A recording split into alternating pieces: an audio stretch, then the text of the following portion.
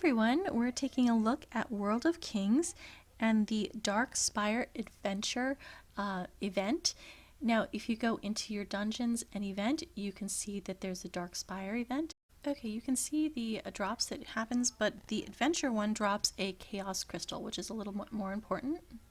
Now, if I go into my inventory and look for the Chaos Crystal, you can then exchange it for various rings, necklaces, and amulets that are legendary ones, and they seem to be an upgrade from the legendary ones we see dropped in the dungeons.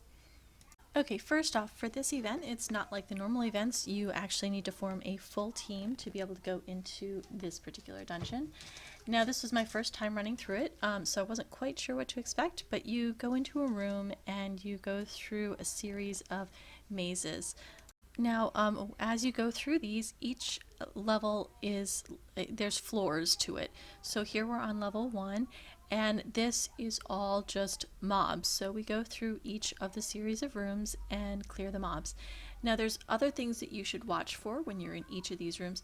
There's statues and little things in the center of the room with an icon where you can pray, and you can see it under the boss right there. When you pray, you get some sort of bonus to it. In this case, it's either usually a revive, or it will revive group members, something like that. So it's really worthwhile to make sure to find those statues and use them. There's either like 1 or 2 in each floor, so they're not hard to find. They're usually right in the middle of the room. So here, once we kill the mob for this level, there's like a little orb and with a circle around it. All the group members need to stand in the orb, and then it will transport you to the next level. Now, this starts out as a mob level, and then we're going to go to a boss level. I compared this to one other person who also went through the adventure, and it looks like it's the same bosses in adventure mode in each order. So they don't like randomly pull from different dungeons. So in the description, I will link the videos for these dungeons, so that if you need help with how to do these bosses, you can look at the other videos and see. I'm not going to go through exactly how to do each of these bosses. The first boss is from Soul Temple, and it is the second boss in that. Okay, again, then everyone group together in the circle area after you get the blessing in the center, and go to the next level of the dungeon. So this would be level 3. And here you will find another group of mobs that you have to go through the hallways and stuff to kill all the mobs. So I'll fast forward through a lot of that. Okay, here again, we just ran through the hallways and killed the mobs to clear out this floor. So then the next floor is another boss, and this one is from the City of Sigh dungeon, and it's the last boss in there. So again, I'll put a link to in the description as to how to do the City of Sigh if you want to take a look at that video. Okay, after this boss, make sure to get the blessing again, and then you port down to the next, or up to the next area.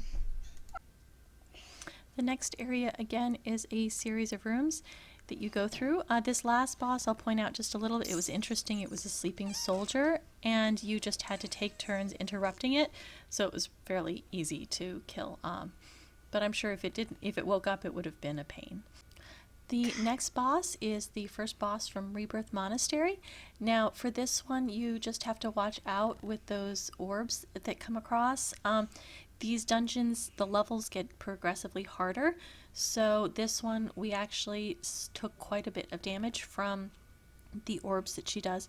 So just watch out for those, and don't feel bad if this wipes out your group. It does take a fairly strong group, I think, as you get higher and higher.